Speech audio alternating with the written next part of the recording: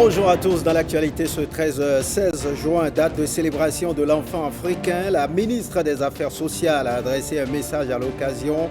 À suivre la substance de son message.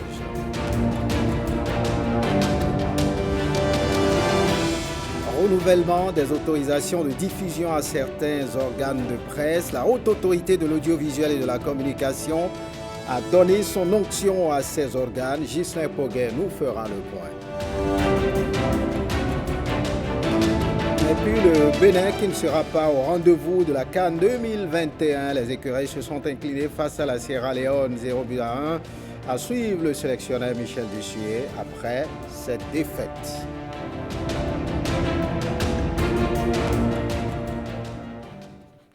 Bienvenue si vous nous rejoignez. On parle de cette coopération. Les travaux de la 21e session de coopération bénino-allemande ont démarré à Cotonou, un round de négociations intergouvernementales qui examine l'avenir de cette coopération entre les deux pays, Lénaïka Gbazaou et Junis Setondji. Ici, l'axe Cotonou-Berlin se renforce. D'un côté, les ministres béninois. De l'autre, les représentants de la coopération allemande.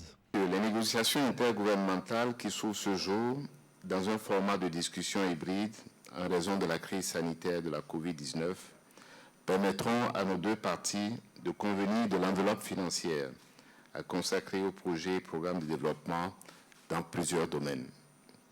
Elles permettront également de définir une feuille de route des actions à entreprendre aux fins de garantir une exécution optimale des engagements pris.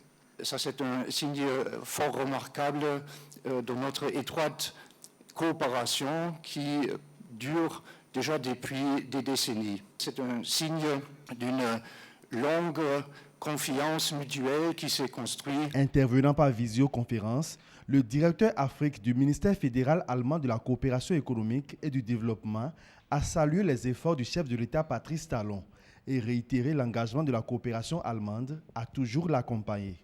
Le gouvernement béninois a démontré de manière impressionnante sa profonde volonté de changement et de développement.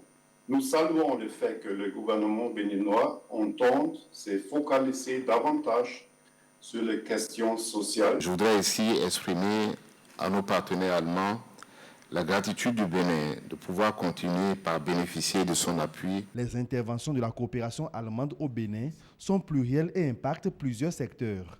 Cette rencontre bilatérale va surtout permettre de mieux promouvoir l'enseignement technique et la formation professionnelle. Et l'enfant africain qui retient les attentions en ce 16 juin, qui est la date de célébration de l'enfant africain, la ministre des Affaires sociales a adressé un message à l'occasion. Voici la substance de ses propos. Le Bénin, à l'instar de la communauté internationale, célèbre le 16 juin 2021 la journée de l'enfant africain. Cette journée, qui est à sa 31e édition au Bénin, a été instituée en 1991 par l'Assemblée des chefs d'État et de gouvernement de l'Union africaine en mémoire des centaines d'enfants massacrés lors du soulèvement du 16 juin 1976 à Soweto, en Afrique du Sud. Le thème de la journée de l'enfant africain 2021 est intitulé « 30 ans après l'adoption de la charte, accélérons la mise en œuvre de l'agenda 2040 pour une Afrique digne des enfants ».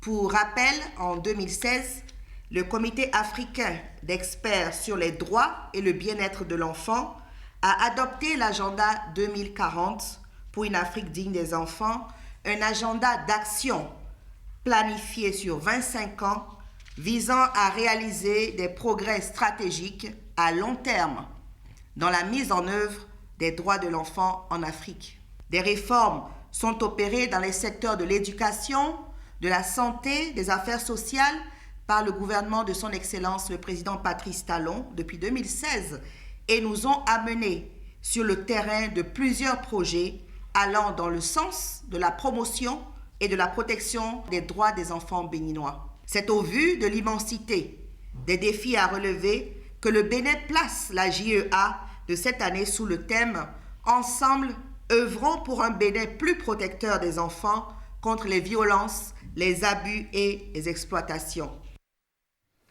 Il n'y a pas que les enfants qui doivent bénéficier de ce regard. Les personnes âgées doivent être également protégées. C'est pour cela que ce 15 juin, hier donc, journée mondiale de lutte contre la maltraitance des personnes âgées, c'est une journée particulière qui met en lumière une situation préoccupante avec les personnes âgées. Marcela Rossi a assisté à une marche de sensibilisation à Cotonou. Regardez. Non à la maltraitance, non à la stigmatisation. Les personnes du troisième âge demandent plus d'attention. De la part des autres couches de la société, elles réclament de bons soins et une inclusion dans la vie de la cité. Mais elles reconnaissent d'abord les nombreux défis déjà relevés en leur faveur quand, ce matin du 15 juin à Cotonou, elles engagent une marche de cœur. Nous pouvons citer l'élaboration de la politique holistique de protection sociale, l'élaboration de la politique nationale pour le vieillissement actif en bonne santé, l'élaboration des directives de prise en charge psychosociale des personnes âgées au niveau communautaire et j'en passe. Pouvoir compter des années et de nombreuses années est une chance. Véronique Toïfodé se montre solidaire. Tout le monde n'a pas la chance de vieillir. Que les familles s'occupent de leurs personnes âgées. Le gouvernement également, de son côté, participera au renforcement du cadre juridique qui vous protège. Et à cet effet, un avant-projet de loi a déjà été élaboré portant accès des personnes âgées aux services sociaux de base. D'autres activités également sont en cours d'élaboration avec vous, avec votre participation et vous le savez. Donc nous ne vous lâcherons pas. Nous sommes à vos côtés pour la même lutte. Lutte qui appelle aussi et surtout la participation des jeunes d'aujourd'hui, personnes âgées de demain. Autre actualité dans ce 13h, le Bénin, carrefour de la conférence du Collège ouest-africain des chirurgiens, un rendez-vous d'échange entre praticiens pour partager les évolutions et complexités de leur métier, notamment en contexte Covid-19. Les temps forts de la rencontre avec Jean-Claude James et Donatien Falola. Instant solennel de cette cérémonie d'ouverture de la 61e conférence du Collège ouest-africain des chirurgiens. Ces professionnels de la santé qui ont en commun l'usage du bistouri sont à Cotonou pour tenter de relever un double défi. Si le premier est celui de s'ouvrir à de nouvelles connaissances dans nos arts en permanente mutation technologique, il est que cet art doit faire face à la pandémie la plus cruelle de ce siècle. Avec la pandémie, nous n'avons pas pu mener les activités d'accréditation, activités physiques, et surtout inclure nos collègues des pays lusophones. Notre mission a été surtout de se concentrer sur les pays qui avaient le plus besoin d'appui en matière d'un renforcement de capacités et de formation de ressources humaines en santé. Sur place ou en ligne, plus de 500 personnes participent à ces assises de 3 jours sous le thème « L'impact de la COVID-19 sur la formation et la pratique en chirurgie ». C'est pour le Bénin un réel plaisir d'accueillir ici à Cotonou cet impressionnant parterre d'hommes et de femmes de science ayant en commun l'usage du bistouri. En bravant ainsi les difficultés sanitaires que traverse le monde en ce moment, vous donnez le témoignage de votre attachement au mieux-être des patients dont vous avez la charge et que vous avez la lourde responsabilité de soigner et de soulager. Créé en 1960, le Collège ouest-africain des chirurgiens est une organisation plus vieille que l'Union africaine. À ce rendez-vous de Cotonou, ses membres ont honoré plusieurs personnalités dont le président de la République, représenté par le ministre de la Santé. Et on marque une pause au ministère de l'Agriculture, de l'Élevage et de la Pêche qui a donc installé dans leurs fonctions les nouveaux membres de la commission administrative paritaire. Ils sont 14 agents du 10 ministères chargés de jouer ce rôle d'interface entre le personnel et les autorités. William Choki nous en dit davantage. Autour de cette table, les membres de la commission administrative paritaire du ministère de l'Agriculture. C'est une instance disciplinaire chargée de réviser les tests portant régime juridique d'emploi, des personnels, elle s'occupe aussi des avantages et récompenses accordés aux agents du ministère. La CAP, qui se tient en ce moment crucial de la vie des travailleurs du MAEP, est le creuset indispensable pour l'identification des problèmes de ces derniers, dans la prévoyance et la gestion des crises relatives à ces problèmes, mais aussi pour le suivi de la carrière des travailleurs. Ce cadre formel de discussion prend ainsi fonction. En fait, on ne travaille pas pour soi, on ne travaille pas pour sa famille, on travaille pour les travailleurs, on travaille pour le MAEP, on travaille pour la nation. Et on doit aborder cela en prenant de la hauteur, libéré de tout conflit d'intérêts. C'est extrêmement important et cela sera un élément d'appréciation, même d'évaluation du fonctionnement de la commission. Une mise en garde à peine voilée pour ces 14 fonctionnaires en service au ministère de l'Agriculture, de l'élevage et de la pêche. Premier chantier d'action, l'analyse de la nouvelle plateforme revendicative des partenaires sociaux pour l'année 2021. Voyons du côté de la Haute Autorité de l'Audiovisuel et de la Communication, la HAC, qui renouvelle des autorisations de diffusion à des radios, notamment Ghislain Poguet et Calvado Arwano nous en disent plus. Une matinée chargée à la HAC. La HAC, la Haute Autorité de l'Audiovisuel et de la Communication. Le président de l'institution et 9 promoteurs de radiodiffusion signent des conventions d'autorisation de diffusion. Nous n'avons pas que des amis dans la population et nous avions besoin d'avoir un parapluie. Et le parapluie, Monsieur le Président, c'est votre organisation. Le président de la HAC prononce ensuite officiellement la fin de la première session ordinaire de l'année 2021 de l'institution. Prosper Moretti énumère quelques dossiers étudiés. L'attribution de nouvelles fréquences de radiodiffusion sonore. Le toilettage de la liste des journaux et écrits périodiques ayant une existence légale dans notre pays. L'autorisation des médias en ligne. Nous vous invitons à faire preuve de professionnalisme dans la collecte, le traitement et la diffusion des informations. Nous vous convions au respect de l'éthique et de la déontologie afin que les médias restent le porte-flambeau de la paix et de la démocratie au Bénin. Cette session permet aux conseillers de la HAC d'étudier 16 rapports et de prendre 13 décisions. Cette séance d'échange samedi dernier avec les communautés de Niki. Là, nous sommes dans le septentrion pour l'adoption de l'énergie solaire en milieu rural, une initiative du projet solaire pour une électricité résiliente pour tous en milieu rural. L'association Sera Production avec l'appui de l'Union européenne. Giscard Povy, Abdoulaye Moumouni Yakobo pour des précisions. Le projet solaire pour une électricité résiliente pour tous en milieu rural, en contact avec les artisans, transformatrices de produits agricoles et autres acteurs de l'économie locale.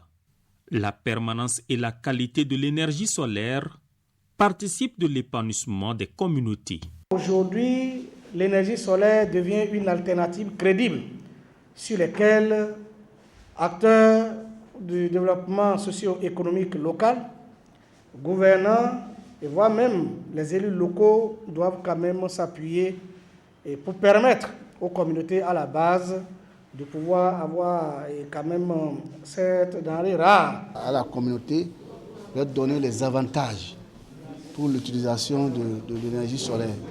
Donc nous sommes là pour avoir l'adhésion de la population, de la communauté par rapport à ce projet-là.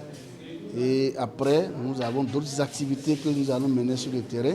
Nous allons former une cinquantaine de jeunes par commune par rapport à l'installation et la maintenance des équipements solaires en milieu rural. C'est une grande joie pour nous parce qu'il n'y avait pas d'électricité dans les arrondissements. Donc avec ce système, jusqu'au Campbell, il y aura des panneaux solaires et ils auront d'énergie pour charger les batteries. Et pourquoi même l'éclairage de toute la maison. Le projet solaire pour une électricité résiliente pour tous en milieu rural est mis en œuvre dans les communes de Niki, Kalale et Segbana avec l'appui de l'Union européenne à travers le renforcement des capacités des acteurs du secteur de l'énergie au Bénin. Voyons cette nouvelle. Pas de pèlerinage pour les candidats à la Mecque cette année. Les autorités sanitaires saoudiennes l'ont décidé au Bénin. Le comité d'organisation du Hajj piloté par le ministère des Affaires étrangères appelle à la vigilance contre tout arnaque. L'imam Boukari Moutawakilo, membre de l'Union islamique du Bénin, revient sur les raisons de cette annulation. Blaise Adampo et Varizo Mahou lui ont tendu le micro. Regardez. Les autorités ont annulé le pèlerinage de 2021 comme c'était passé en 2020. À cause de quoi? À cause du même coronavirus. Les candidats, depuis l'année passée jusqu'à cette année, n'ont pas le droit de se plaindre. Le musulman doit être optimiste. Si il a les convoyeurs, dont le comité de Hajj, dirigé par le ministère des Affaires étrangères, n'a pas donné l'ordre de prendre l'argent chez les candidats au pèlerinage, là, la rigueur va les frapper. Deux, le comité de Hajj n'a même pas encore dit les convoyeurs qui peuvent faire ce travail. Mais pourquoi aller prendre l'argent chez les pèlerins, les candidats? Je lance d'abord un appel à ceux-là de ne pas donner leur argent à qui que ce soit sans l'ordre du comité de Hajj du Bénin. Autre actualité dans ce 13h, 100 ans, bientôt en juillet prochain, pour le Parti communiste chinois en préparation de cet anniversaire. Un rendez-vous mensuel est créé les mardis de la Chine. C'est une initiative de réseau média pour la coopération sino-béninoise. Patrick Diossou et Jean Nobimé étaient à l'ambassade de Chine au Bénin pour ce mardi inaugural. Regardez. Les mardis de la Chine, c'est l'intitulé d'une rencontre mensuelle d'un réseau nommé Média pour la coopération sino-béninoise. Un creuset qui a pour ambition d'exposer les actions, d'entreposer les avancées et d'apposer les perspectives des relations bénino-chinoises. Voici le premier numéro de ce rendez-vous des femmes et hommes des médias sinophiles. En juillet prochain, la République populaire de Chine célébrera le centenaire du Parti communiste chinois. En quoi retourne cette célébration? Quelles en sont les implications et les retombées pour le Bénin? Et comment l'ambassade de la Chine compte célébrer cet événement dans notre pays? 3 interrogations principales sur le PCC, le Parti communiste chinois. Comme réponse, 3 phrases fortes. Pour connaître la Chine, il faut connaître le Parti communiste chinois. Il y a 100 ans, ce parti a seulement 50 membres. 100 ans après, ce parti a 91 millions de membres. Sans le Parti communiste chinois, pas de la Chine nouvelle. La conduite vers l'indépendance, la construction d'un pays socialiste et le développement de la nouvelle époque du socialisme à la chinoise. 100 ans d'histoire du Parti communiste chinois. 50 journalistes venus découvrir que juillet 2021 sera le mois du PCC. Un tour à l'université de Parakou pour parler de cette journée, la journée de l'étudiant Peul. C'est une initiative de l'Association des étudiants Peul du Nord Bénin au cœur des échanges. L'avenir de l'étudiant Peul sur le marché de l'emploi, la sensibilisation pour l'enregistrement des membres de la communauté et le soutien aux actions du gouvernement. Alexis Assoba, Guillaume Avienne. Un samedi un peu spécial pour la communauté estudiantine Peul du Nord Bénin. Sous l'égide de l'APEN, l'association des étudiants Peul du Nord, elle organise la toute première édition de l'étudiant Peul, une journée à caractère culturel soutenue par le mouvement Darwin Polaco Bénin. Outre une fois dédiée à l'art culinaire Peul pour appâter les curieux, l'événement devrait révéler l'ambition de ces futurs cadres de l'ère culturelle Peul à participer réellement au développement du pays. J'estime que l'initiative ne pouvait mieux tomber lorsqu'on se réfère aux mutations qui s'opèrent depuis quelques années dans notre pays. J'en veux pour preuve les thématiques des conférences que vous avez inscrites à l'ordre du jour et qui sont en phase avec les nouvelles orientations et la dynamique imprimée par nos dirigeants. L'association a déjà entamé une campagne de sensibilisation des éleveurs peuls de Parakou sur les réformes intervenues ces dernières années sur les thématiques de l'état civil et du code foncier en République du Bénin. L'APEN a mis en place un projet sur l'état civil qu'elle est en train de défendre auprès des autorités concernées pour enfin contribuer à réduire l'effectif croissant d'individus sans identité. La plupart de nos parents sont en transhumance. C'est ceux qui sont à la maison, la seule qu'on enregistre. En collaboration avec AEPN, on a voulu mettre à contribution leur période de vacances pour pouvoir enregistrer un certain nombre. Les membres de l'Association des étudiants Peuls du Nord s'engagent également à la faveur des présentes retrouvailles à travailler au sein de leur communauté pour une cohabitation pacifique éleveurs-agriculteurs au Bénin. Un mot de sport, on part pour la Guinée. Fin des éliminatoires de la prochaine Coupe d'Afrique des Nations. Les écureuils du Bénin ne seront donc pas au Cameroun. Battus 1-0 par la Sierra Leone au stade général Lansana Conté hier. L'unique but de la partie a été marqué sur pénalty par Kei Kamara à la 19e minute suite à une faute de main de Khaled Adénon dans la surface de réparation. Le Bénin termine ainsi 3e du groupe, derrière donc les deux qualifiés de la poule que sont le Nigeria et la Sierra Leone. Et puis on suit le sélectionneur des écureuils, Michel Dussuyer, au thème de cette rencontre perdue par les écureuils. C'était des combattants et ils l'ont encore montré aujourd'hui. On sait que c'est une équipe qui défend bien, qui ne concède pas beaucoup de buts et qu'il ne fallait pas encaisser. Malheureusement, sur un penalty, je ne sais pas, mais Khaled est poussé dans le dos, donc forcément, je pense que c'est sévère ce penalty-là. Je n'ai pas revu les images, mais je pense que c'est sévère et c'est ce qui fait basculer le match. Après, on a essayé de pousser tout au long de la rencontre, même si en fin de match, on s'est exposé aussi à des contres de la Sierra Leone. Mais il fallait à tout prix qu'on marque ce but. Et on a eu des occasions pour le faire. C'est pas rentré. Donc aujourd'hui, c'est une déception qui est immense.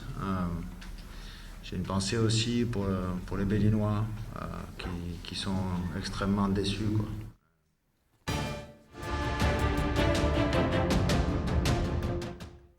Et on enchaîne avec les informations hors de nos frontières. En France, c'est au tour des adolescents de se faire vacciner contre le coronavirus. En Éthiopie, le programme alimentaire mondial apporte une aide alimentaire aux zones difficiles d'accès de la région du Tigré. Le récit de Océanie Adeleke.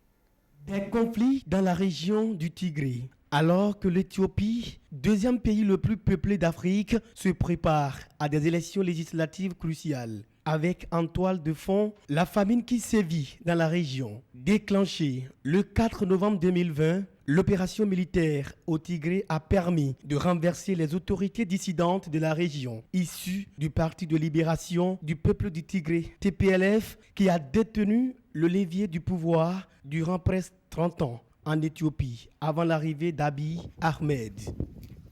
Toujours en Éthiopie, le Programme alimentaire mondial des Nations Unies fournit une aide alimentaire aux zones difficiles d'accès de la région du Tigré. Des dizaines de milliers d'enfants souffrant de malnutrition risquent de mourir dans la région. Désormais touchés par la famine, ont mis en garde vendredi les Nations Unies. Émirats. La compagnie aérienne de Dubaï a annoncé des pertes annuelles d'environ 4,5 milliards d'euros. Une première en plus de 3 décennies, alors que les blocages et les restrictions liées à la pandémie de coronavirus ont durement frappé le secteur de l'aviation.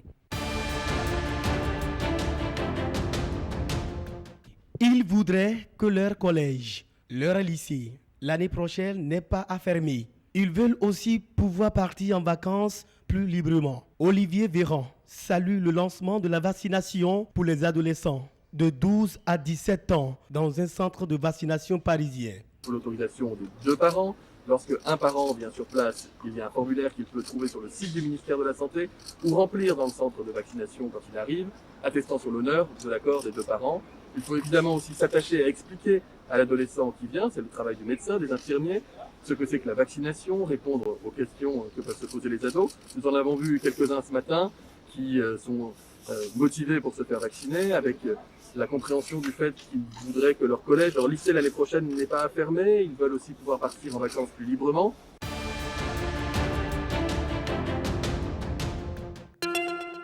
Attention, attention, la Covid-19 continue de sévir.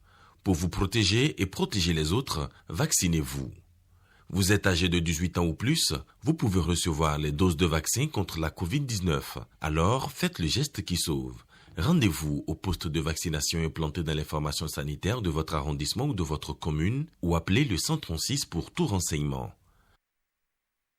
Les vaccins contre la Covid-19 sont sûrs, efficaces et gratuits. Pour tout savoir sur l'épidémie du coronavirus au Bénin, rendez-vous sur le site web www.gouv.bj/coronavirus.